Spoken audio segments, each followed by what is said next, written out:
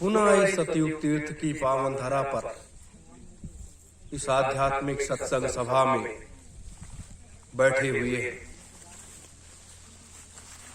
आज पूर्णिमा की वो तिथि है जिस तिथि का हम लोग प्रत्येक माह इंतजार करते हैं। और दूसरा, आज चंद्र ग्रहण का भी वो क्रम चल रहा है जिसमें हम आप बैठे हुए हैं। दोनों ऐसी चीजें हैं, एक तरफ पूर्णिमा की वो तिथि है, एक तरफ चंद्र ग्रहण का अपना प्रकोप है। मेरे धर्म प्रेमी गुरु भाई बहनों, आत्मा और परमात्मा का ये सार, ये तत्व जब ये व्यक्ति जान जाता है तब वो व्यक्ति इस मनुष्य रूपी शरीर के अंतर्भाव को जगा करके वो उस परमात्मा में अपने को विलीन कर देता है। लेकिन इस मृतलोक की एक परंपरा है, जब इस मृतलोक की सृष्टि की संरचना किया गया, यहाँ की सारी व्यवस्थाओं को कैसे सृजन किया जाएगा, कैसे यहाँ का लालन पालन किया जाएगा, कैसे लोगों का भरण पोषण किया जाएगा, कैसे इस पृथ्वी के संतुलन को बनाया जाएगा, इसके लिए क्या क्या उपाय करने पड़ेंगे, ये सारी व्यवस्था को उस परम पुरुष, उस परम पिता ने सारी व्यवस्था को किया है, जो इस मृतलोक में इस सारी व्यवस्थाओं का संतुलन बना करके रखती है। आज जैसे हम ये मानते हैं कि सनातन हिंदू धर्म की एक परंपरा है कि 33 करोड़ देवी देवताओं का एक बृहद स्थान इस मृतलोक में है। पूरी दुनिया में 33 करोड़ देवी देवता हमेशा इस मृतलोक में रहते हैं। और जब इस मृतलोक में किसी प्रकार की कोई गड़बड़ी आने लगती है तो अलग अलग शक्तियों का प्रादुर्भाव होता है समय समय पर, और वो शक्तियां आकर के अपने कार्य को अंजाम देती हैं। और फिर आगे आने वाली नई पीढ़ी जो आती है, क्योंकि वो उनकी पूजा पाठ करने लगती है, वो उनकी पूजा करती है। ये क्रम हमेशा इस मृतलोक में चलता आ रहा है। इसको आज तक कोई बदल भी नहीं पाया। भले यहां आने के बाद पहले दुनिया में एक धर्म था, सनातन धर्म था। सनातन धर्म के बाद कई धर्म बने, पंथ बन गए, मतांतर बन गए, अलग अलग रास्ते पूजा पद्धति के बदल गए, सबकी अलग अलग विचारधाराएं हो गई। लेकिन उस परमात्मा ने अपनी विचारधारा, अपने कार्य की व्यवस्था उसको नहीं बदला। जन्म और मृत्यु, जन्म भी सत्य है और मृत्यु भी सत्य है। आने का रास्ता परमात्मा के यहां से एक है और जाने का भी रास्ता एक ही है, अन्य कोई रास्ता नहीं है। इस रास्ते का न कोई इजाद कर पाया है आज तक। भले तमाम धर्म अलग अलग बन गए, पंथ बन गए, पूजा पद्धतियां लोगों की बदल गई, लेकिन उस परमात्मा ने अपने में कोई बदलाव नहीं किया। यही हर धर्म के लोगों को, हर व्यक्ति को ये चिंतन करने वाला एक शब्द है, जिसको आज तक लोग अपने में चिंतन नहीं कर पाए। काश ये चिंतन कर ले गए होते तो आज ये जो मन भेद और मत भेद लोगों में हो रहा है ये नहीं। अब जैसे अपने लोग हैं, प्रत्येक माह की ये तिथि जो आती है जिसे हम पूर्णिमासी की तिथि कहते हैं, इसको मां की उपाधि देते हैं। पूर्णिमा मां मां कहकर के संबोधित करते हैं। क्यों? ये सब एक ऐसी शक्तियां हैं जिसको भगवान शिव ने प्रकट नहीं, उन्होंने प्राकट्य किया था। प्राकट्य करके उसके एक सांचे ने उन्होंने तैयार किया था इस शक्ति को, और उसके बाद इसका एक अलग स्थान दिया, क्योंकि इस मृतलोक में जरूरत थी।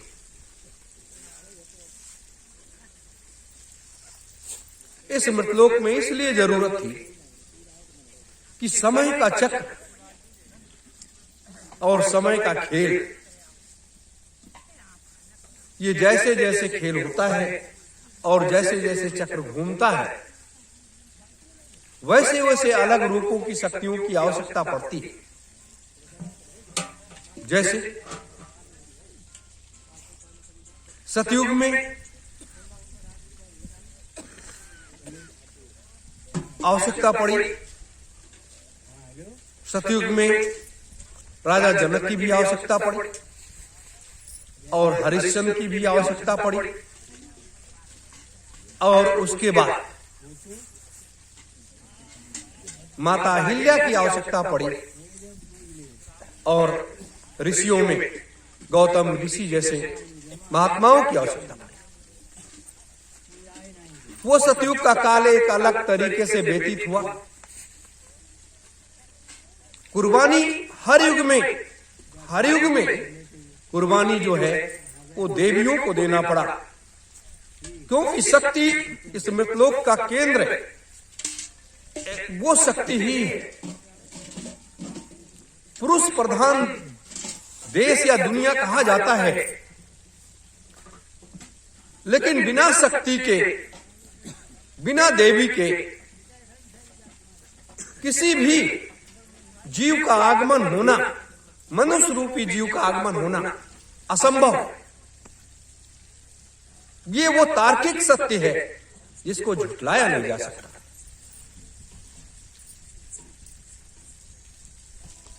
तो कुर्बानी किसने दिया? सबसे बड़ी कुर्बानी एक युग को व्यवस्थित और सुदृढ़ और मजबूत रखने के लिए, मानव समाज, मानवता की रक्षा के लिए, मनुष्य मात्र जीवों की रक्षा के लिए माता अहिल्या ने कितनी बड़ी कुर्बानी दे दी।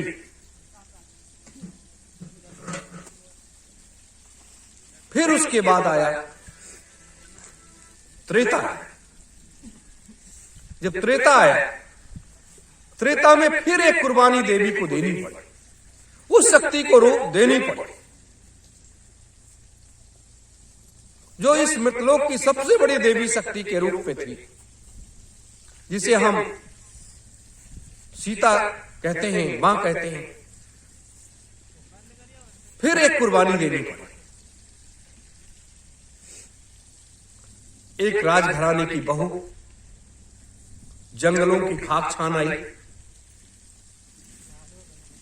दूसरे के राज्य में जाकर के रह करके आई, तपस्वी बन करके उसने पूरा जीवन जिया, और फिर वापस राजघराने में आने के बाद फिर उसको राजघराने में सारा सम्मान मिलने के बाद फिर उसको जंगल की तरफ जाना पड़ा।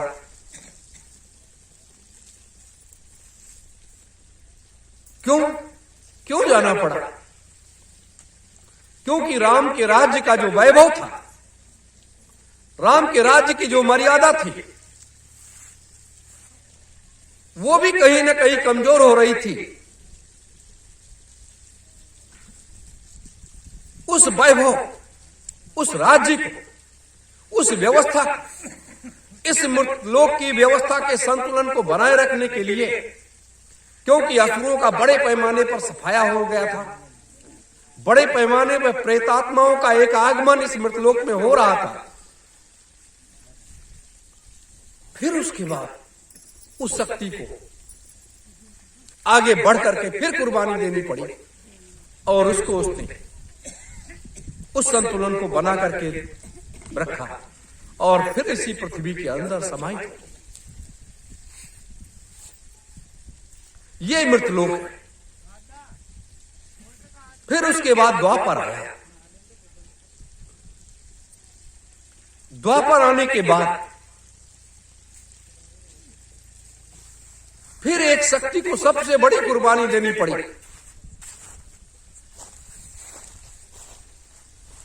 वो सबसे बड़ी शक्ति जो इस मृतलोक की थी वो राधा थी।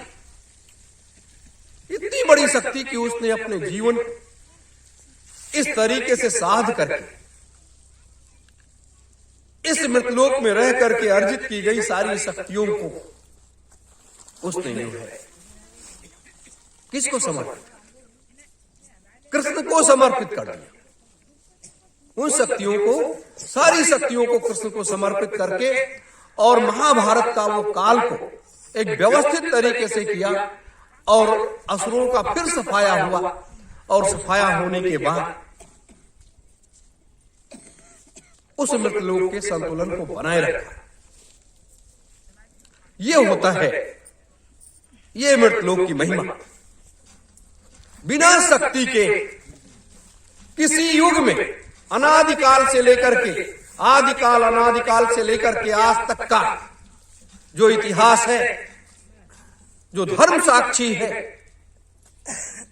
बिना शक्ति के किसी का आगमन नहीं हुआ और बिना शक्ति के इस मृतलोक में किसी का कोई इतना बड़ा बृहद काम भी नहीं कर पाया। क्योंकि जब जब परिवर्तन होता है, जब जब बदलाव आता है, तब तब ऐसी देवी शक्तियों की आवश्यकता पड़ती है और वो अपने को कुर्बान करते हुए और उस सारी व्यवस्था के, उस भूमंडल की व्यवस्था को वो व्यवस्थित कर देती हैं। ये उनके अंदर एक वो त्याग की मूर्ति बन जाती हैं, क्योंकि मां की ममता ही सबसे बड़ी चीज होती है और मां की ममता जो होती है वो मृतलोक के जीवात्माओं सबके प्रति होती है। ये हमेशा हमें आपको ध्यान रखना चाहिए। संत महात्मा जितने भी इस मृतलोक में आते हैं वो इस मानवता के कल्याण के लिए तो आते हैं। आत्मा और परमात्मा के भेद को बता करके हमें आपको उस परमात्मा से जोड़ देते हैं, परिवर्तन का मार्ग तय करते हैं, उस रास्ते को तय करते हैं, उस व्यवस्था को तय करते हैं। लेकिन वो अस्त्र और शस्त्र नहीं उठाते हैं, वो अपने कार्य योजनाओं को ही लागू करके और आपके माध्यम से ये सारा काम करवा देते हैं। ये महात्माओं का काम सबका आप उठा करके देखिए। कबीर साहब जब आए इस मृतलोक में, कबीर पंथ के लोग ये कहते हैं कि वो तो सतलोक से आए हुए, वो अनामी महाप्रभु थे। उन्होंने जो ये संदेश दिया इस मृतलोक में, उस समय मुगलों का साम्राज्य था। बड़े पैमाने पर मुगलों के द्वारा लोग हताहत और परेशान किए जा रहे थे, लेकिन उन्होंने सत्य के उस मार्ग को दिया, उस चीज को तैयार करके दिया, लोगों को ज्ञान का वो पाठ पढ़ाया, वो मार्ग बताया जिस पर लोगों को चलने की प्रेरणा दी। यही एक सबसे बड़ा काम। आज वर्तमान के हालात को अगर हम देखते हैं तो वर्तमान में क्या है? परम पूज्य स्वामी जी महाराज आए, संत सम्राट जी महाराज आए, इनका बचपन कैसे बीता, जवानी कैसे बीती, वो चीज अलग है। लेकिन जब इन्होंने उधर वो कार्य भी किया, देश की स्वतंत्रता के लिए वो काम किया, अंग्रेजों को भगाने का वो मार्ग तय किया, और उसके बाद फिर दूसरा आध्यात्मिक रास्ता पकड़ करके ये कार्य भी करना शुरू किया। धर्म नीति और राजनीति दोनों मार्ग को उन्होंने तय किया है, दोनों मंजिल को उन्होंने छुआ है। राजनीतिक पथ पर भी चल करके देश को स्वतंत्र कराने में सबसे अहम योगदान दिया, और उसके बाद कर्म के क्षेत्र में अपने को उस आत्मा रूपी परमात्मा में विलीन करते हुए, क्योंकि जिस काम के लिए आए थे वो काम तो अधूरा रह गया था, तो वो काम करने के लिए महात्मा का वेश उनको धारण करना पड़ा, महात्मा बन जाना पड़ा, और पूर्ण रूप से त्यागी सन्यासी बनकर के और वो संदेश देना शुरू किया।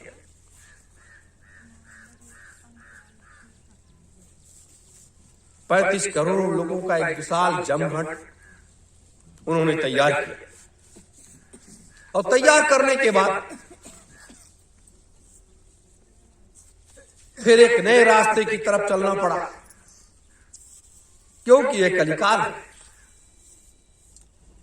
कलियुग के राज्य में आप सत्य के मार्ग पर यदि चल रहे हैं तो हर जगह वो ब्रेकर लगाता है कि लोग ठोकर खा करके गिर जाएंगे तो वापस अपने घर को पुनः लौट जाए, इस सत्य के मार्ग पर नहीं जाए। लेकिन वही वीर पुरुष होते हैं जिन्हें कर्मयोगी कहा जाता है। वो कर्मयोगी व्यक्ति जो है वो आगे अपने लक्ष्य पथ की तरफ आगे बढ़ता चला जाता है, क्योंकि उसे परवाह और चिंता होती नहीं है।